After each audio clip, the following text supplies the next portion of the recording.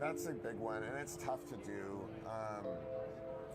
With a lot of it is like having good parts and having good parts availability and people and having some of that. From living on a friend's couch to owning a $15 million gold mine, Parker Schnabel's journey is nothing short of shocking.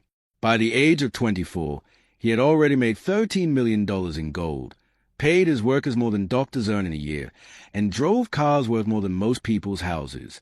But behind what the gold rush cameras show lies a private world of wild Vegas trips, luxury vehicles, and the real reasons his girlfriend left him. Parker didn't grow up like most kids. He was just 5 years old the first time he operated heavy machinery at his grandfather John Schnabel's Big Nugget mine in Honest, Alaska, a real working mine where learning meant doing. Instead of toy trucks, he was sitting in loaders and dozers, growing up in a tough town of 1,700 people surrounded by wilderness, where hard work, fast thinking, and self-reliance were necessities. While other kids played video games, Parker learned how to move date, manage crews, and understand the value of gold. At 16, his life changed forever when his grandfather, a legendary miner and mentor, passed away at 96 in 2016, leaving Parker fully in charge of the family operation. Despite the emotional weight, he stepped up and kept the mine alive, making the bold decision to skip college and invest his entire $663,000 college fund into mining equipment. It was a calculated risk that paid off, turning into millions over time. That same year, Parker stepped in front of gold rush cameras for the first time, and although producers doubted a quiet teenager could lead a crew on TV, they quickly saw his raw knowledge, steady hands, and years of real experience. He wasn't acting, he was working. That authenticity earned him a $25,000 per episode deal, which later climbed to as much as $100,000 per episode as his value, and the show's success grew, even as his life continued to evolve beyond what most people ever see. Despite becoming a celebrity, Parker didn't fall into the usual traps of fame.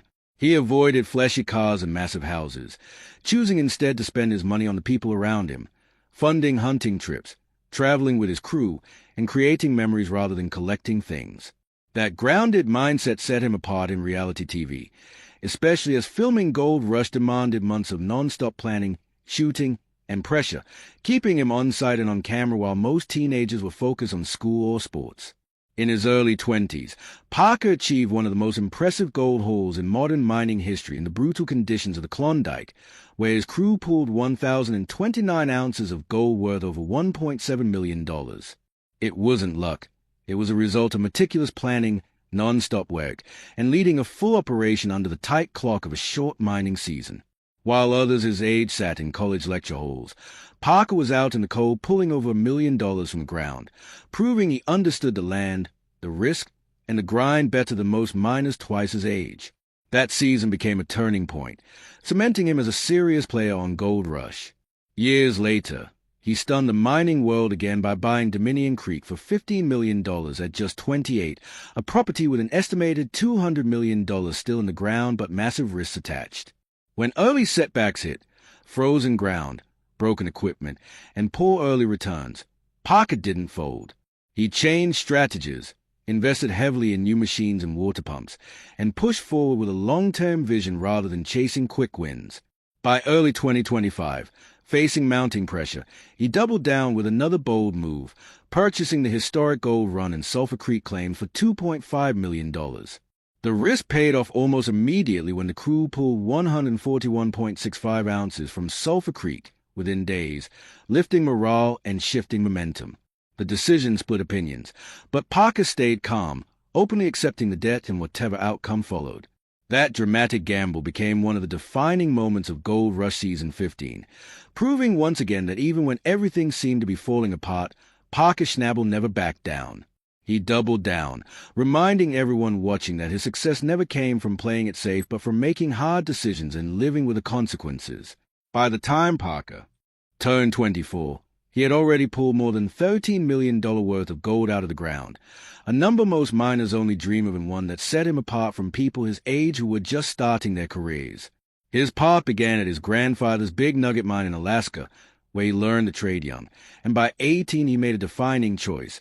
Instead of using his college fund for school, he leased ground from Tony Beats in the Klondike, a move that shaped his entire future. Parker built his own team, ran his own site, and immersed himself in every part of mining, from geology and equipment to leadership. Unlike most young millionaires, he didn't spend on mansions or sports cars, pouring his money back into better equipment, new ground, and long-term growth, improving season after season.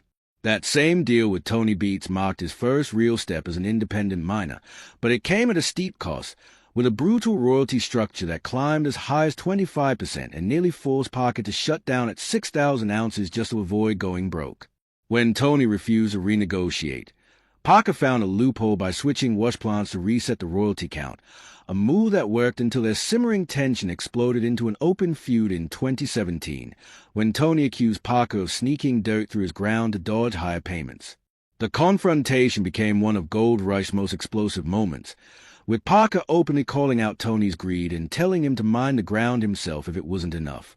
Over the years, their relationship evolved from mentor and student into fierce rivals, with Tony publicly mocking Parker while privately admitting his gold recovery skills was something to learn from. Even as Parker racked up millions in debt trying to get Dominion Creek running by early 2025, industry insiders knew Tony recognized the threat Parker posed. The story of Parker Schnabel and his clashes with figures like Tony Beats, and even his later dealings with Todd Hoffman, became more than reality TV drama. It was a clash of ambition, pride, and radically different philosophies of how to run a gold mine, shaping the future of Gold Rush itself. The wash plant cost just 700 grams of gold, worth about $46,000 at the time, and Todd Hoffman believed he had made a smart move by unloading what he thought was useless equipment. Parker, however, had other plans and turned that same wash plant into a key part of his operation, pulling real success from what Todd had dismissed as junk. The moment was a clear embarrassment for Todd and widened the gap between them, signaling Parker's rise as Todd's influence faded. Todd fired back by accusing Parker of being disrespectful toward older workers, portraying him in interviews as arrogant and careless with experienced crew members, turning their dispute into a generational clash between tradition and results. The tension spilled beyond words as real fights broke out between crews, including physical confrontations, accusations of sabotage, and screaming matches so intense that production had to intervene.